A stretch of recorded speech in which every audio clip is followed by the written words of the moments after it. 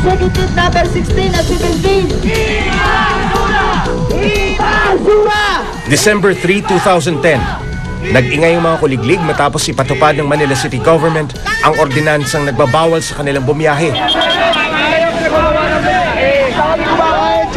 Nakakapakilig ka na naman ba yun? Kala mo, mahal mo kami mahirap.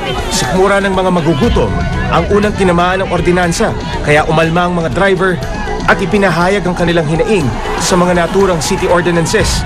Pero para sa lungsod ng Maynila, ang batas ay batas.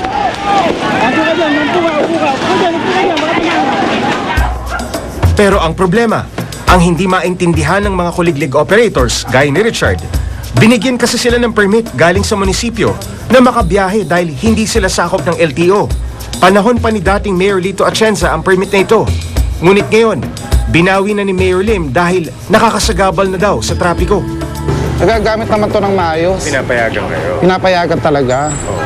Nga na siguro, sa sobrang dami na ng mga reklamo sa City Hall, kaya siguro parang napilitan na lang si Mayor na pagigpit sa Maynila. Binayaran niyo ba yan? Opo. Magkano ang bayad? Ang bayad namin dito sa Padjak, 425. Ang kuliglig? Sa Kuliglig, 600.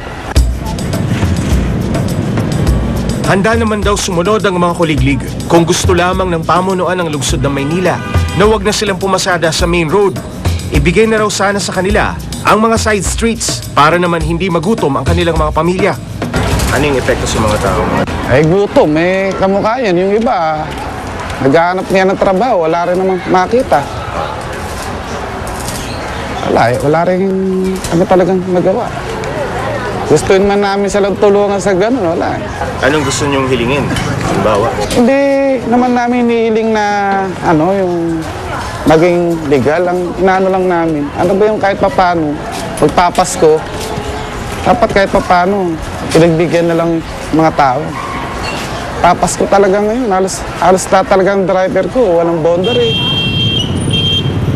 Pero mismong ang mga kuliglig drivers na rin daw ang nagdiin sa kanilang mga sarili dahil sa pang-aabuso sa batas trapiko. Ayon sa tanggapan ng Manila City Hall, kaliwat kanan na rin daw ang mga reklamo laban sa mga kuliglig. Ang mangyayari sa kanila, i-impose talaga natin, i-impound natin ng kanilang mga kuliglig at may multa po dyan. Nagugutom ang mga tao. Usapin ito ng sigmura. Usapin ito ng buhay. Matagal na. Kapag kumalam na ang sikmura, gagawa ng paraan ng isang tao para mabuhay at hindi magutom ang kanyang pamilya.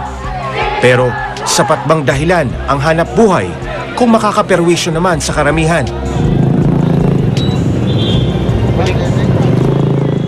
Mapapabuti naman ang kalagayan ng lahat kung sa simula pa lamang ay inayos na at hindi na pinalala ang sitwasyon. Sa maigsing pasada ko sa mundo ng mga kuliglig, nabatid ko na nais lang nilang magbanat ng buto sa pamamagitan ng paraan na alam nila. Pero mukhang kailangan na nilang humanap ng ibang diskarte kung nais nilang umiwas sa mga aberya at tahakin ang tamang daan. Magandang gabi po sa inyong lahat. Ako po si Jay Taruk at ito ang Eyewitness.